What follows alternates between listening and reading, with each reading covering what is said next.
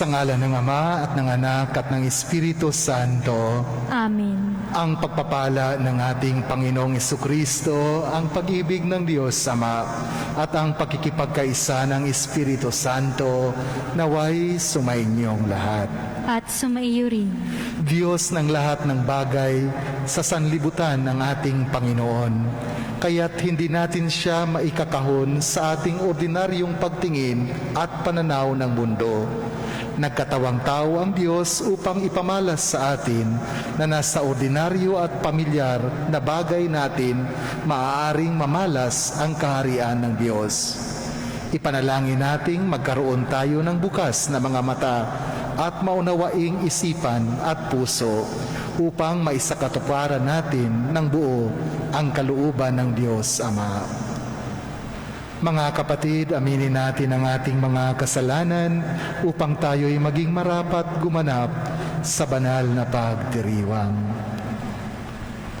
Inaamin ko sa makapangyarihang Diyos At sa inyo mga kapatid, na lubha akong nagkasala sa isip, sa salita, sa gawa, at sa aking pagkukulang.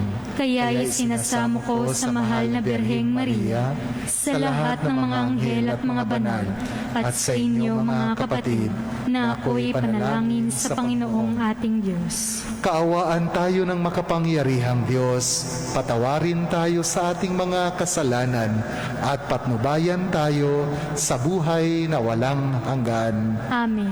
Panginoon, kaawaan mo kami.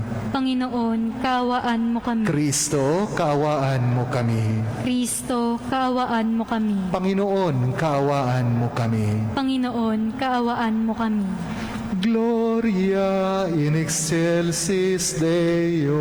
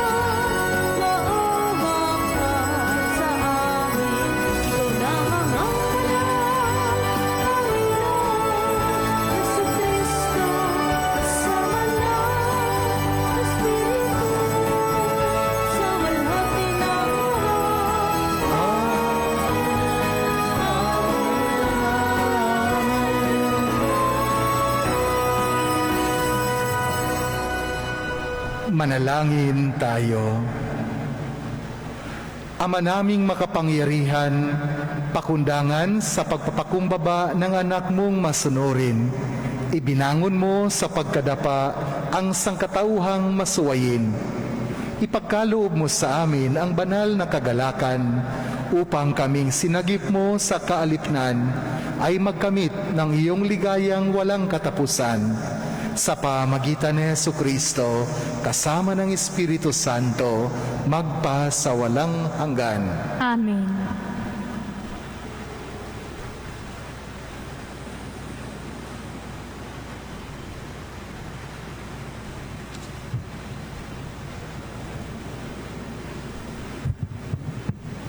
Pagbasa mula sa aklat ni Propeta Ezekiel. Noong mga araw na iyon, nilukuban ako ng Espiritu at itinayo ako upang pakinggan ang isang tinig na nagsasabi, "Tao, susuguin kita sa Israel, sa bansang Suwail. Pagkat mula sa kanilang ninuno, naghihimagsik na sila sa akin hanggang ngayon. Matigas ang kanilang ulo at walang pitagan. Kaya puntahan mo sila at sabihin mong ito ang ipinasasabi ng Panginoong Diyos. Sa makinig sila o sa hindi, pagkat matigas nga ang kanilang ulo, malalaman nilang may isang propeta sa gitna nila. Ang salita ng Diyos. Salamat sa Diyos.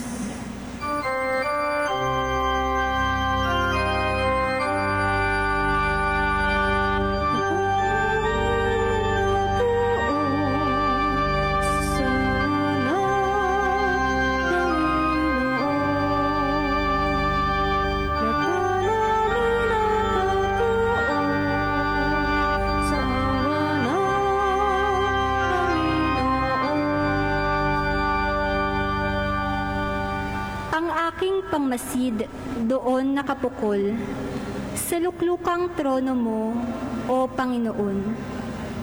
Tulad ko'y aliping ang inaasahan, ay ang amo niya para matulungan.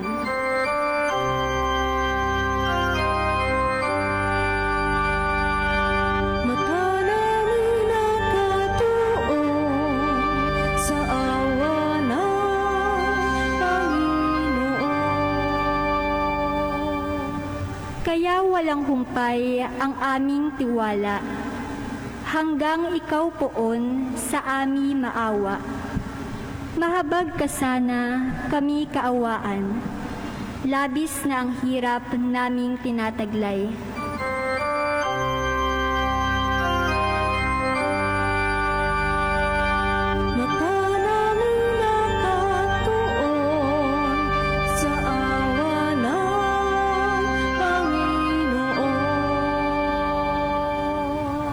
Kami hinahamak ng mga mayaman, matagal na kaming laging inuuyam, ng mapang-aliping palalo't mayabang.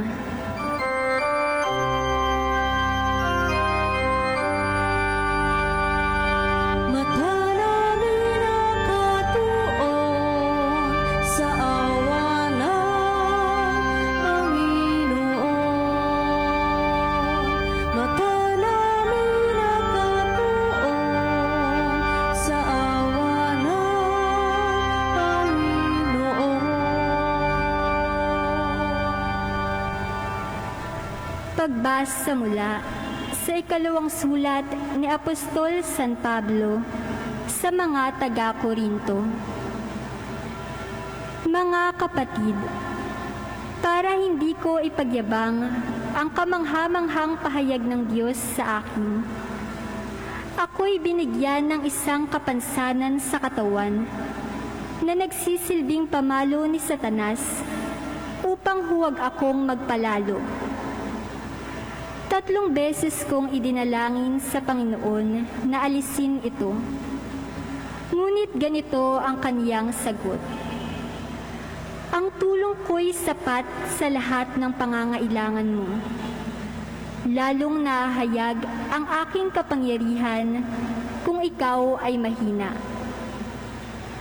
Kaya't buong galak na ipagmamapuri ko ang aking kahinaan upang palakasin ako ng kapangyarihan ni Kristo.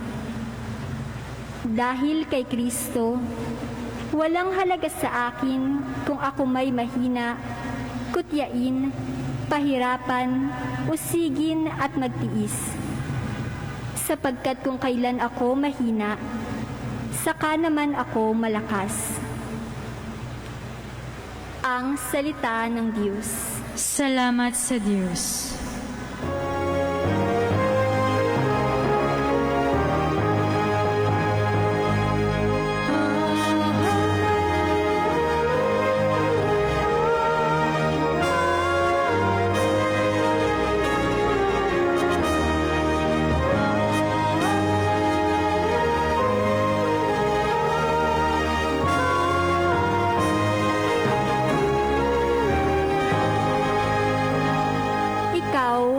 Kristo ay sinugo upang sa dukhay magturo, magpalaya sa bilanggo.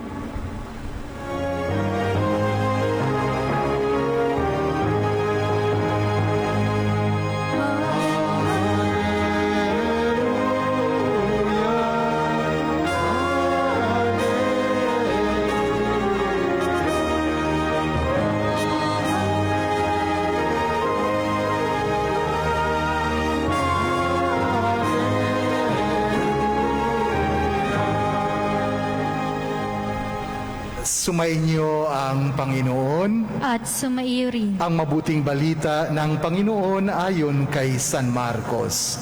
Papuri sa iyo, Panginoon. Noong panahong iyon, si Jesus ay nagtungo sa sariling bayan kasama ang kanyang mga alagad. Pagdating ng araw ng pamamahinga, nagturo siya sa sinagoga.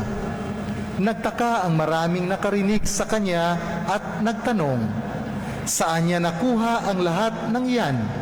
Anong karunungan itong ipinagkaloob sa kanya? Paano siya nakagagawa ng mga kababalaghan? Hindi ba ito ang karpenterong anak ni Maria at kapatid ni na Santiago, Jose, Judas at Simon? Dito nakatira ang kanyang mga kapatid na mga babae, hindi ba? At siya'y ayaw nilang kilanmin. Kaya't sinabi ni Jesus sa kanila, ang propeta'y iginagalang ng lahat, liban lamang ng kanyang mga kababayan, mga kamag-anak at mga kasambahay. Hindi siya nakagawa ng anumang kababalaghan doon, maliban sa pagpapatong ng kanyang kamay sa ilang may sakit upang pagalingin ang mga ito. Nagtaka siya sapagkat hindi sila sumampalataya. Mga kapatid, ang mabuting balita ng Panginoon. Pinupuri ka namin, Panginoong Hesukristo. Meron pong isang kwento ng isang Pilipino doon po sa Amerika. Bumili po siya ng alimango at inilagay po niya sa isang basket. Nung makita po ng isang Amerikano, sinabihan yung Pilipino na huwag mong ilagay yung mga alimango sa basket sapagkat tatakas yan, makakawala ang mga alimango. Alam nyo ang tugon ng Pilipino, sinabihan niya yung Amerikano, huwag kang mag-alala, yung mga alimangong yan, mga Pilipino yan, hindi yan makatakas sapagkat kung may aakyat na isa, sigurado ay hahatakin siya pababa ng mga alimango. Ang ibig po niyang sabihin, yung tinatawag natin sa Pilipino na crab mentality. By the way, ano po ba ang origin ng crab mentality na yan? Mag-experiment po kayo, mga alimango ilagay ninyo sa balde. At kapag ang alimango nalagay sa balde, ay may aakyat yan. Ngunit ano ang gagawin ng kanyang mga kasama? Hindi siya makakaakyat sapagkat hihilahin siya pababa. Walang makakatakas kahit hindi po siya babantayan. Crab mentality, yan po ang tawag yan. Ang ating Panginoong Hesus, mga kapatid, biktima din siya ng ganitong mentalidad, yung tinatawag nating crab mentality. Sinabi sa ating Ebanghelyo, bumalik siya, umuwi siya sa kanyang sariling bayan, ang Nazaret. Nung siya ay umalis, siya ay nobody, hindi siya kilala. Ngunit ano ang ginawa niya sa iba't ibang bayan? Nagturo siya, nangaral po siya ng mabuting balita at kasabay ng pagtuturo, pangangaral, gumawa siya ng mga milagro. Kaya naging popular siya, naging celebrity po siya. At ang kanyang popularidad ay narinig ng kanyang mga kababayan.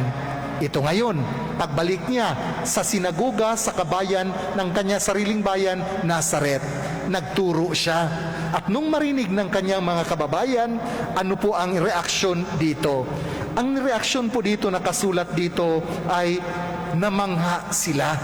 Namangha ang kanyang mga kababayan dahil magaling siyang magsalita at syempre yung mga narinig pa nilang balita.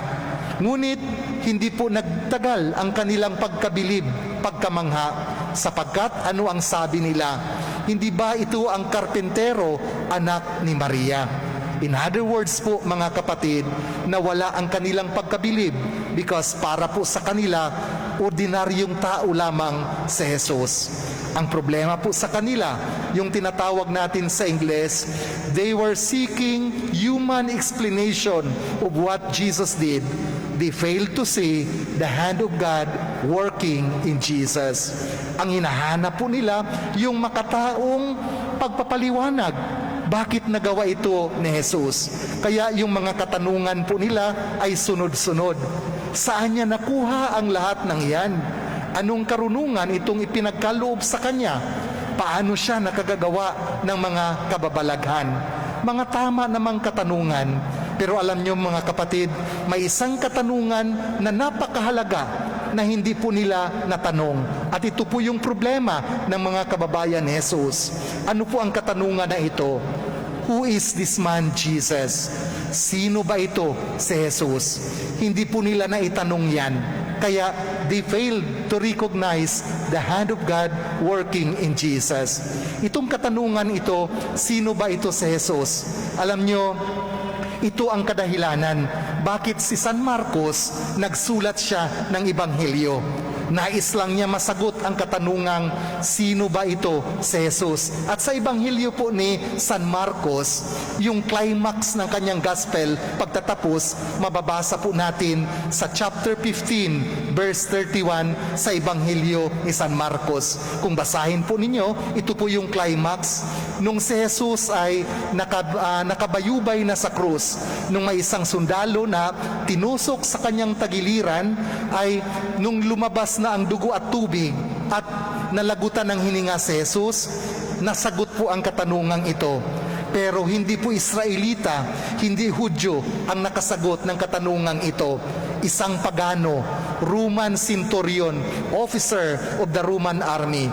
Ano ang sabi niya nung makita si Jesus na patay na? Ang sabi niya, truly, this is the Son of God. Yan po ang katanungan. Bakit sinulat ni San Marcos ang kanyang ebanghelyo? Sino ba ito si Jesus? At ang katanungang ito, hindi po natanong ng mga kababayan ni Jesus. That's why, para sa kanila, ordinaryong karpentero lamang si Jesus. Mga kapatid, ano po ang problema sa mentalidad ng kanyang mga kababayan sa Nazareth? Dalawang bagay po mga kapatid. Una, yung tinatawag nating envy o pagkainggit. Pangalawa, pride o yung tinatawag nating pagpamataas. Kaya ang kanilang remarks, hindi ba ito ang anak ng karpentero na anak ni Maria? Para during that time, ang karpentero walang pinag-aralan. As if sinasabi nila, karpentero, ordinaryong tao, ngayon andito na sa ating harapan, nagtuturo sa atin, tinuturuan na tayo na may pinag-aralan. Para sa kanila, no, pwede. Hindi pwede yan na mas mataas ka pa sa amin, na mas sikat ka pa sa amin. Kaya hindi nila natanggap si Jesus. Meron din po, nais ko lang pong gumilid po muna sa atin pong homily mga kapatid, sapagkat kaunting katekesis lamang po ito. Dalawang bagay po ang napakahalaga po dito. Alam po ninyo, sa remark po nila, hindi ba ito karpentero, anak ni Maria? Kung balikan natin ang kultura ng mga Hudyo, sila po yung tinatawag ni ating ang mga binabanggit na mga pangalan, mga lalaki. Hindi ba kayo nagtaka bakit ang sinabi nila ngayon, hindi ba ito ang karpentero na anak ni Maria? Dapat, hindi ba ito ang karpentero na anak ni Jose? Bakit si Maria ang binanggit nila? Dito natin makikita mga kapatid, ang kagandahan ng pagkatao ni Jesus. Bakit? Si San Jose, ang kanyang tatay, during this time, patay na. At that's why si Maria ang binanggit na magulang ni Jesus. Pero sa kultura nila, kung buhay pa, dapat ang tatay ang binanggit po na pinanggalingan ng anak. Yan po ang kultura ng mga Hudyo. Bakit nasabi ko na dito natin makikita ang pagkamabuting tao ni Jesus? Sapagkat si Jesus, inalagaan muna niya ang kanyang nanay, si Birhen Maria. Ilang taon si Jesus, tatanungin ko po kayo, ilang taon si Jesus nung siya ay magsimula ng kanyang public ministry o pangangaral? Mababasa po natin yan sa Ebanghelyo ni San Lucas, chapter 3, verse 23. Ano po ang nakasulat po dyan in chapter 3, verse 23? Jesus started his public ministry at the age of 30 years old. Ang katanungan ay ganito, bakit nagtagal siya ng 30 years old? 3 years lang ang kanyang ministry, namatay siya at the age of 33. Ano ang ginawa niya ng 30 years na yan? Ang kasagutan, mga kapatid, inilagaan po niya sapagkat biyuda na ang kanyang nanay, kaya walang mag-aalaga, walang magpapakain, walang maghahanap buhay sa kanyang nanay. Yan po ang kagandahan ng pagkatao ng ating Panginoong Hesus. Pangalawang nais ko lang pong bigyang pansin, sapagkat sa mga kapatid po natin, lalong-lalo na yung mga tinatawag nating born-again Christians, itong ating Ebanghelyo ngayon, sa Ebanghelyo ni San Marcos, ginagamit po nila ito bilang panglaban sa doktrina ng mga Katoliko na si Maria ay hindi berhen. Sabi nila, bakit tinatawag niyong berhen si Maria? Meron pong proof, sabi po nila, na si Maria ay hindi berhen. At ano ang proof? Ito pong gospel po natin. Diba, nabanggit po dito na, diba, sabi ng kanyang mga kababayan, diba ito si Jesus, kilala natin ang kanyang mga kapatid. Ang nakalagay po dito, si Simon, Santiago, Jose at Judas. Dito nakatira ang kanyang mga kapatid na babae.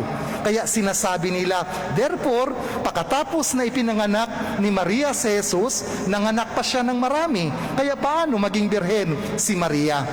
Ano po ang sagot natin dyan, mga kapatid? Sa pag-interpret po ng Ebanghelyo, balikan po natin yung tinatawag nating original context. Ano ba ang pangyayari nung nangyari po ang Ebanghelyo na yon? At isa po sa pinakamahalaga po, ang kinukonsider po natin yung kultura. Ano ang kultura ng mga Hudyo during that time? Ano ang lingwahe na ginagamit po nila? Dalawa lang po ang lingwahe nila during that time. Hindi po Ingles, hindi po Tagalog, hindi po Bisaya. Hudyo, Hebro at Grego. Yan po ang language po nila. At ito po ang language nung isinulat ang orihinal na Biblia. Ngayon, sa Greek at Hebrew language, ano pong ibig sabihin ng kapatid, brother or sister? Dalawa po ang ibig sabihin niyan. Ang unang ibig sabihin ng brother or sister is blood relative. Yun talagang tunay na kapatid mo, no? Kapatid na babae, kapatid na lalaki. Yan po ang unang ibig sabihin sa Greek language sa salitang brother or sister. Pangalawa, yung tinatawag nating relative or kamag-anak. Kaya kahit distant relative ka na, ang tawag po sa kanya ay yung tinatawag nating brother or sister. Ito pong ating Ebanghelyo ngayon, ito po yung pangalawang kahulugan sa salitang brother or sister. Relative po sila, kamag-anak ng ating Panginoong Hesus. Therefore, si Birheng Maria, berhen po si Birheng Maria, sapagkat wala na po siyang ibang anak maliban sa ating Panginoong Hesus. Balikan po natin itong Nazaret, ang atin pong Ebanghelyo. Kaya nagpaalam lang po ako sa inyo na kunting katekesis lang po para at least may background din po tayo sa mga pangyayaring ito. Pagkainggit at tinatawag po nating pagpamataas, envy and pride, ito yung problema sa mga kababayan ni Jesus. That's why ano ang nasabi po dito, ang pinakamalungkot na comment, mga kapatid, sabi po dito, namangha si Jesus sapagkat hindi sila sumampalataya. At ano ang nangyari? Hindi siya nakapagpagawa ng maraming milagro sa kanyang sariling lugar. At ang sabi pa ni Jesus ay walang propeta na tinatanggap sa kanyang sariling bayan. No prophet is accepted in his own town or in his own country.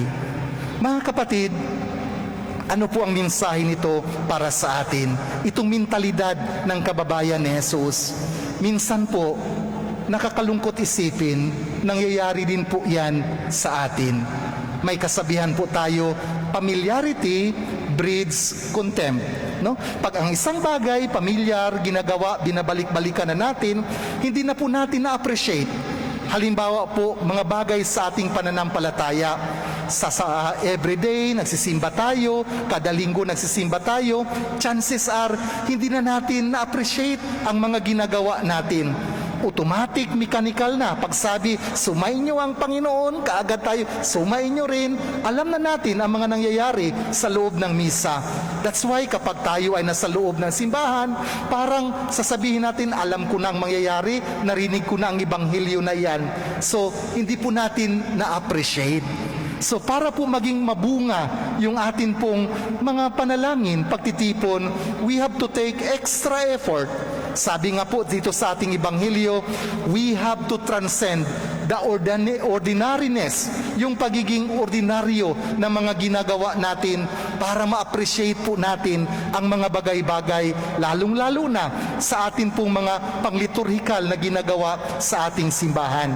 Yan ay sa ating pananampalataya. Kapag binabalik-balik na natin, hindi na natin na-appreciate ang ginagawa natin. Kahit po sa ating relasyon sa bawat isa, mga kapatid, hindi po ba? Ito po, very common na nangyayari sa mga mag-asawa. Na-observe ko po ito. Pag boyfriend or girlfriend pa lang, usually sweet po yan, no? Nag-holding hands, yung lalaki hindi kakain, pag hindi makakain, yung babae. Ganyan yun pag boyfriend o girlfriend. Ano ang nangyari pag ikinakasal na, pag nakasal na, lalong-lalo na pag may anak na, ay hindi na po nagkakaintindi. Hindi na po, wala na po yung caring na sinasabi. Sabi po nga sa isang awitin, you don't bring me flowers anymore. Yung thoughtfulness ni lalaki, no? Kapag boyfriend, girlfriend pa lang, laging magkadikit yan, no? Sinasabihan pa ng lalaki, si babae, oy, dahan-dahan ka, baka ma-slide ka or baka may mangyari sa iyo. Ano ang nangyayari kapag may asawa na, no? Nasa unahan na ang lalaki, naglalakad, no? Pag sa jeep, pag medyo ma-slide, pagalitan na, tanga ka kaya nangyari yan sa iyo, no? Pag boyfriend, girlfriend, very sweet, pero pag mag-asawa na, nawala na yung sweetness. Minsan may mag-asawa po akong tinanong po dito po sa ating parokya, bakit nangyayari yan sa mga mag-asawa? Sabi ng lalaki, I just don't know if it's really true. Sabi niya, Father, kasi araw-araw ko nang nakikita yung misis ko. Pagising ko sa umaga, nakikita ko siya. Kaya sabi niya, parang sawang-sawa na ako. Kaya minsan, Father, yung mga lalaki, naghahanap na po ng iba kasi yun lang ang laging ulam na tinitikman mo. Kaya mas maganda na rin yung ibang ulam. Kaya sabi ko, ganun pala, nagsasawa, that's why nagiging ordinaryo na lang sa kanilang buhay. Sa mga mag-anak po, di ba mga kapatid, mas ina-appreciate po natin ang presensya ng ibang tao. Yung membro ng ating pamilya, yung kapatid mo, magulang mo, parang wala mo na lang sapagkat araw-araw mo na siyang nakasama. In other words, the ordinariness ng inyong pagsasama, hindi mo na na-appreciate sapagkat para sa iyo, ordinaryo na lang siya.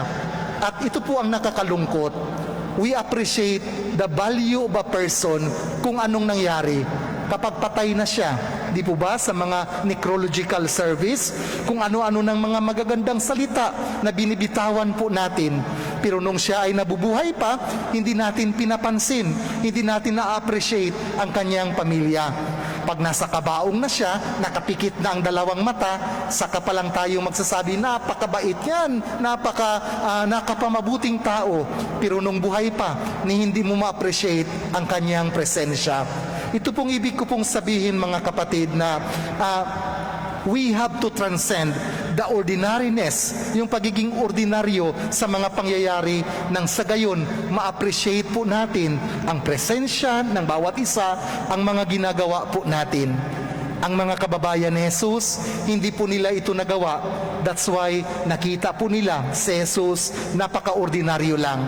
Ano ang ginawa ni Jesus? Alam niyo po, sa susunod na chapter, mababasa po natin, umalis si Jesus sa kanyang lugar at hindi na siya bumalik pa sa kanyang sariling lugar sa Nazaret. Ang kanyang bagong tahanan, yung lugar na tinatawag nating Capernaum. Sana mga kapatid, sa ating buhay, lagi nating makita si Jesus sa mga ordinaryong pangyayari sa ating buhay nang sa gayon, hindi siya umalis sa ating puso, hindi siya umalis sa ating buhay. Kung nais nating manatili siya sa ating buhay, we have to transcend the ordinariness of the things, person na nangyayari po sa atin para ma-appreciate po natin ang ating Panginoon. Pagpalain po tayo ng ating makapangyarihang Diyos. Ipahayag na po natin ngayon ang ating pananampalataya.